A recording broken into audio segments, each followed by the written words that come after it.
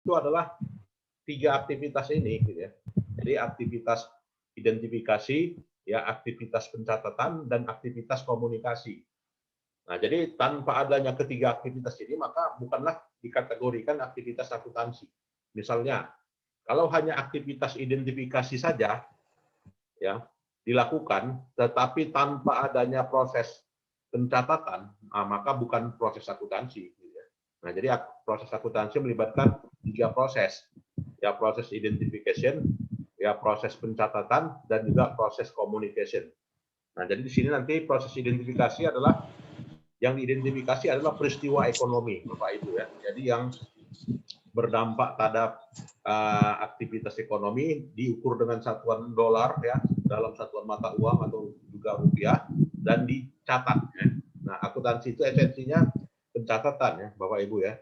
Jadi kalau misalkan dicatat, misalkan ada transaksi berdampak terhadap kas 100.000, maka kalau hanya diidentifikasi saja tanpa adanya penjurnalan, ya, di debit kredit, ya, maka bukanlah aktivitas akuntansi. Jadi ya, finishingnya harus ada recording dan juga communication. Itu aktivitas akuntansi. Nah, dan pengguna akuntansi itu siapa? Ya, pertama bagian keuangan, ya, finance, sudah pasti menggunakan informasi akuntansi. Gunanya untuk apa? Ya, gunanya untuk melihat, ya, apakah cukup atau tidak, ya, kemampuan perusahaan membayar dividen kepada pemegang saham. Itu yang dibutuhkan, ya, dari informasi akuntansi. Yang kedua, bagian marketing. Nah, bagian marketing membutuhkan informasi akuntansi untuk apa? Ya, untuk melihat, ya, sejauh mana target pencapaian laba, dan apakah laba tersebut sudah maksimal atau tidak, ya. Nah, jadi di sini bagian marketing menggunakan juga informasi akuntansi. Kemudian juga bagian SDM, human resource, akan menggunakan informasi akuntansi untuk apa? Ya, untuk kemampuan membayar gaji pegawai, ya. Nah, kemudian juga manajemen, pihak manajemen menggunakan informasi akuntansi untuk apa? Ya, untuk menentukan produk mana yang paling menguntungkan, ya, bagi perusahaan, sehingga produk yang menguntungkan dilanjutkan dan produk yang tidak menguntungkan dievaluasi atau ditutup, ya. Nah, ini kegunaannya untuk kalangan internal.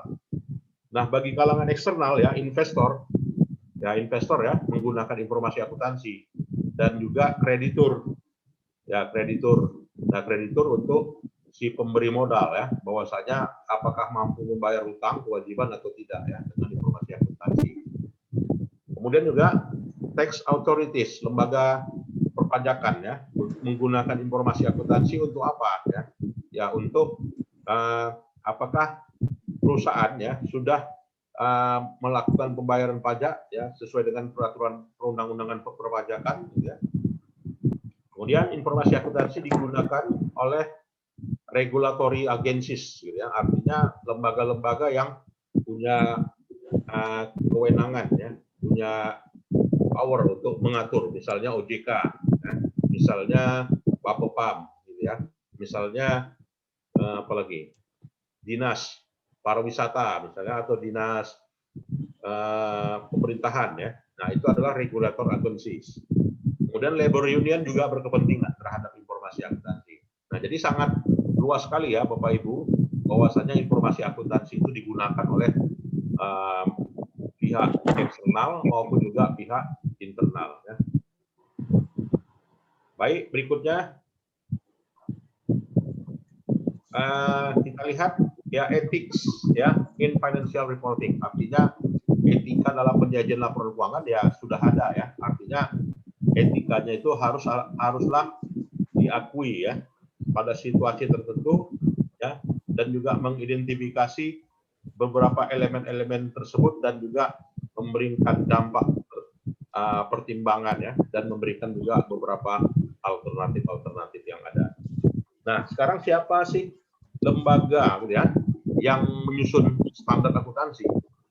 Nah, jadi kalau sekarang Bapak Ibu, ya, yang menyusun standar akuntansi adalah yang disebut dengan International Financial Reporting Standard, IFRS, ya. Jadi IFRS inilah yang kita pakai sekarang, ya, di 130 negara, ya. Kalau negara di dunia ada sekitar berapa itu, Bapak Ibu? Ada sekitar 160 ya, 162 negara ya di dunia. Jadi 130 sudah menggunakan IFRS. Nah, IFRS inilah standar internasional sekarang. Pergi kita ke Singapura, mereka pakai IFRS. Pergi kita ke Malaysia, mereka pakai IFRS ya. Pergi kita ke Korea Selatan, mereka pakai IFRS. Pergi kita ke Amerika Serikat, IFRS. Ke Inggris, IFRS. Jadi tidak ada gitu ya. Artinya ini sudah global ya, standar global yang diterapkan pada 130 negara. Jadi buku ini sudah sesuai dengan IFRS. Kalau dulu namanya ya sebelum IFRS, tahun berapa itu IFRS berlaku, Bapak Ibu? Tahun 2010 ya kan. Nah, jadi 2010 itu sudah pakai IFRS. Sebelumnya ya bukan ya. Sebelumnya menggunakan GAAP ya, Generally Accepted Accounting Principle ya. Prinsip-prinsip akuntansi yang berlaku umum. Dan IFRS ini di Indonesia ya dibuat standar dalam bahasa Indonesia yang bernama SAK ya. Standar Akuntansi Keuangan ya. Jadi standar akuntansi keuangan itu yang melandasi praktik akuntansi di lembaga-lembaga atau juga perusahaan-perusahaan yang ada di wilayah Indonesia. Nah, jadi SAK itu 100% adopsi dari IFRS. Tidak mungkin SAK itu bukan bagian dari IFRS ya. Sudah pasti gitu ya. Artinya memang kita mentah-mentah menggunakan IFRS. Apakah ada negara yang nggak menerapkan IFRS? Ada. Seperti Korea Utara misalnya kan. Ya Korea Utara mereka standar akuntansinya mereka nggak pakai IFRS. Mereka pakai standar Korea Utara kan. Negara closed economy. Nah, sekarang kita lihat prinsipnya apa? Prinsip pengukuran ya. Jadi kalau kita mau mengukur gitu ya, bagaimana dasar mengukur dalam akuntansi ya menurut IFRS ya, menurut internasional. Yang pertama adalah prinsip harga historis. Nah, jadi prinsip harga historis ini nama lainnya disebut dengan cost principle gitu ya. Jadi pencatatan atas aset dan juga biayanya itu berdasarkan pada saat dibeli gitu ya. Pada saat dibeli atau juga pada saat diperoleh. Itulah harganya. Jadi kalau kita belinya 3 tahun lalu, ya harga 3 tahun lalu diakui sebagai harga perolehan ya. Bukan pada saat sekarang ini. Ya, kalau dia pada saat sekarang ini maka itu dikatakan dengan fair value principle. Ya artinya aset dan juga kewajiban harus dilaporkan nilai wajarnya. Ya, nilai wajarnya yang menunjukkan posisi aset dan juga kewajiban ya, Bapak Ibu. Kemudian prinsip akuntansi lainnya adalah relevan. Nah, jadi apa yang disajikan di informasi keuangan itu haruslah relevan. Relevan itu artinya apa? Relevan sesuai dengan yang dibutuhkan dalam mengambil keputusan. Nah, jadi kalau misalkan tidak relevan ya buat apa disajikan informasi akuntansi keuangan gitu ya. Jadi haruslah memenuhi kriteria yang namanya relevan ya. Kemudian juga faithful representation. Nah, jadi yang paling penting adalah kejujuran sebenarnya ya sekarang ini. Gitu. Jadi kalau sudah katanya laporan keuangan disajikan dari hasil yang sudah bukan dari suatu kejujuran ya, maka laporan keuangan itu bukanlah menunjukkan suatu hal yang faktual, yang keadaan sebenarnya ya. Jadi harus sesuai dengan keadaan sebenarnya ya, faithful representation, Pak Ibu ya. Kemudian asumsi akuntansi. Nah, asumsi akuntansi pertama adalah asumsi moneter ya. Artinya apa? Setiap perusahaan menyajikan catatan akuntansi harus ada hitungan moneter. Nah, jadi dolar gitu kan, rupiah itu hitungan moneter. Jadi pencatatan akuntansi kalau misalnya 1 ekor lembu ya kan ditukar dengan 10 ekor kambing, boleh nggak dicatat gitu kan? Tidak boleh. Ya karena apa? Karena melanggar prinsip moneter. Ya karena sistem itu adalah sistem barter. Sistem barter bukanlah sistem moneter kan Bapak Ibu ya. Sistem pertukaran ya, trade in katanya kan. Trade in itu ya tukar menukar ya, tetapi tukar menukar barang ke barang ya, bukan dalam bentuk moneter. Jadi hitungannya haruslah moneter unit assumption. Ya, kemudian juga prinsip yang kedua adalah economic entity. Nah, jadi adanya pengakuan entitas. Bayarnya kepada siapa? kepada si A, maka si A adalah entitas. Penerimaannya dari mana? Ya, penerimaannya dari si B. Ya, berarti si B adalah entitas ya. Jadi ada pengakuan entitas. Bapak Ibu ya. Berikutnya accounting equation. Nah, jadi persamaan akuntansi. Jadi dalam hal ini dasar keseimbangan akuntansi berasal dari aset ya sama dengan liabilitas plus ekuitas ya. Jadi aset sama dengan ya. Ingat, ada kata sama dengan. Sama dengan artinya aset harus sama. Sama dengan nilai aset ya, nilai moneter aset harus sama dengan nilai moneter liabilities dan juga nilai moneter ekuitas ya. Apa itu aset? Ya, aset itu adalah ya apa ya? Sumber daya yang dimiliki oleh perusahaan. Itulah namanya aset, Bapak Ibu ya. Liabilitas. Liabilitas itu apa? Nah, liabilitas itu adalah kewajiban ya, hak klaim. Ya, hak klaim atas aset orang. Nah, itu namanya liabilitas ya. Hak klaim atas aset. Berarti kalau kita yang punya aset, aset itu akan diklaim. Nah, maka yang hal itu dikatakan dengan liabilitas ya. Kemudian equity. Ya, jadi hak kepemilikan perusahaan itu dinyatakan berdasarkan pada total aset. Jadi aset dikurangi liabilitas itulah namanya ekuitas. Silakan kalau mau diskusi Bapak Ibu diberikan, kita boleh aja ya di tengah jalan pun juga diskusi, silakan. Kalau ada pertanyaan. Dari persamaan ini ada yang mau kita diskusikan? Cukup jelas ya? Baik, cukup jelas. Nah, jadi setiap ekuitas, jadi orang sering mengatakan apa itu ekuitas, ya. Nah, ekuitas itu adalah, ya kan, ekuitas itu terdiri dari share capital atau juga ordinary, ya kan, ditambah dengan revenue dikurang expense dikurang dividen. Nah, itulah namanya ekuitas. Nah, jadi Bapak Ibu harus tahu ya, apa yang dikatakan ekuitas. Nah, kalau share capital itu apa? Share capital itu adalah modal saham. Nah, jadi modal saham biasa yang menunjukkan ya dalam jumlah tertentu yang dimiliki oleh pemegang saham berupa saham biasa.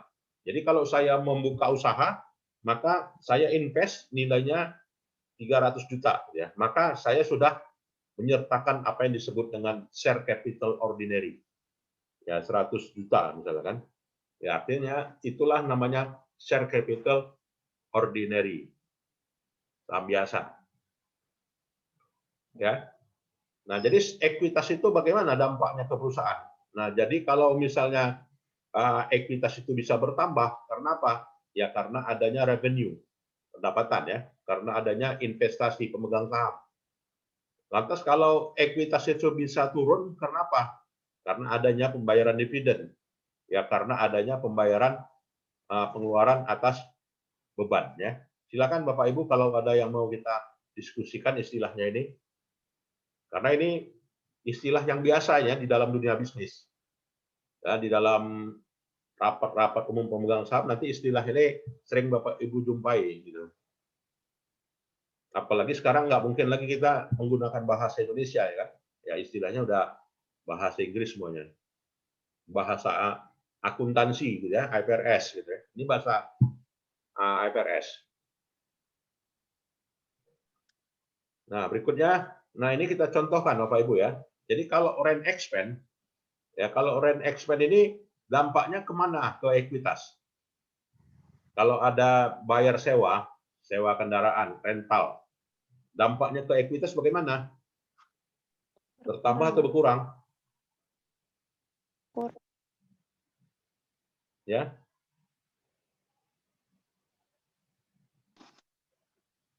Ya, rent expense udah pasti dia mengurangi ekuitas. Ya, beban sewa. Ya, mengurangi ekuitas.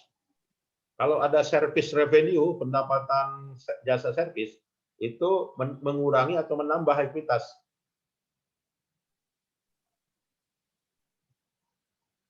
Nambah. Ya, menambah. Tuh, saya.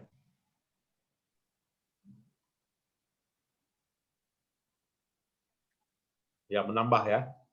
Kemudian dividen. Dividen ini menambah atau mengurangi ekuitas? Silakan. Mengurangi ekuitas, ya kan, karena membayar dividen. Ya, berarti mengurangi ekuitas. Salaries and wage expense. Ini menambah atau mengurangi?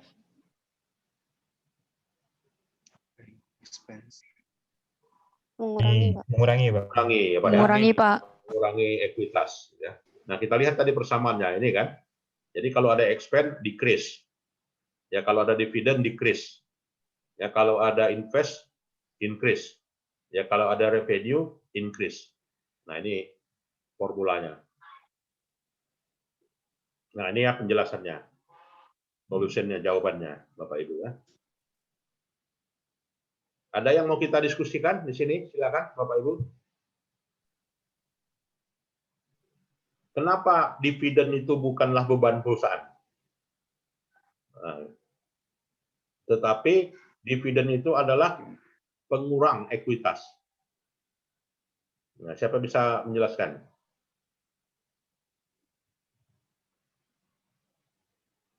Kenapa dividen sebagai pengurang ekuitas, tetapi bukanlah sebagai beban perusahaan? Kalau dia dividen, berarti nanti apa ya? Masuk atau tidak di laba rugi perusahaan?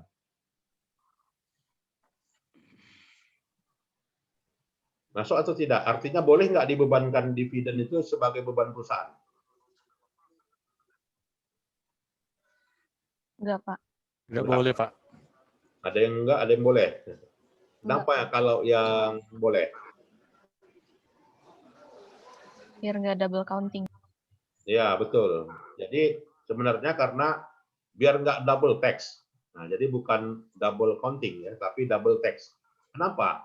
Kalau misalkan dividen itu dibebankan ke beban perusahaan, maka nantinya ketika mendapatkan laba bersih, itu kan dikenakan pajak badan ya kan? PPh pasal 25. Ya kan, dividen. Ya, jadi kalau dia dibebankan, maka laba perusahaan makin rendah. Maka pajaknya semakin rendah. Tarifnya berapa persen PPh badan? 25%. 25%, ya kan, Pak? Nah, kalau misalkan dibayarkan dividen itu kepada pemegang saham, objek pajak tidak? Objek pajak. Objek pajak, ya kan? Berapa persen? 15%, gitu kan? Pak, ini kita bayar dividen tahun ini, masuk ke rekening Bapak 500 juta, tapi pajaknya 15%, gitu kan? Nah, berarti itu adalah objek pajak. Nah, tetapi bukanlah beban perusahaan. Ya, tetapi mengurangi nilai ekuitas. Nah, jadi bedakan ya antara masuk sebagai beban dan juga sebagai pengurang dari ekuitas. Jadi nggak boleh dia dibebankan. Kalau dibebankan ya 2 kali pajaknya kan. Udah bayar PPh 25%, lalu bayar lagi PPh final ya dari dividen 15%. Ya, makanya harus dipisahkan. Nah, jadi di sini Bapak Ibu, untuk transaksi perusahaan, ya transaksi akuntansi perusahaan itu meliputi ya analisa transaksi. Ya, analisa transaksi, kemudian juga jurnal. Ya, jadi pertama analisa dulu transaksi, yang kedua adalah jurnal transaksi, input jurnal, kemudian juga posting ke buku besar, kemudian pindahkan lagi menjadi neraca saldo, kemudian lakukan jurnal penyesuaian, ya kemudian juga susunlah jurnal penyesuaian setelah neraca saldo penyesuaian, kemudian sajikan laporan keuangan, ya kemudian juga neraca saldo setelah penutupan.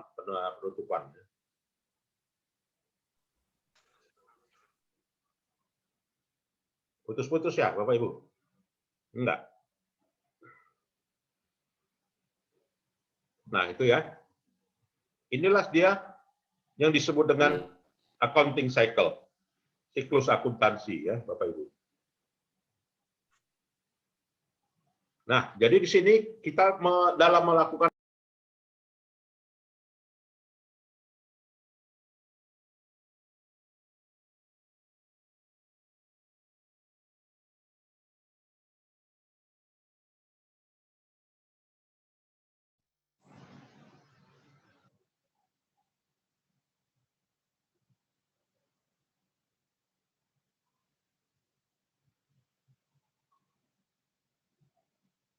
Ya, silakan Bapak Ibu kalau mau berdiskusi. Silakan.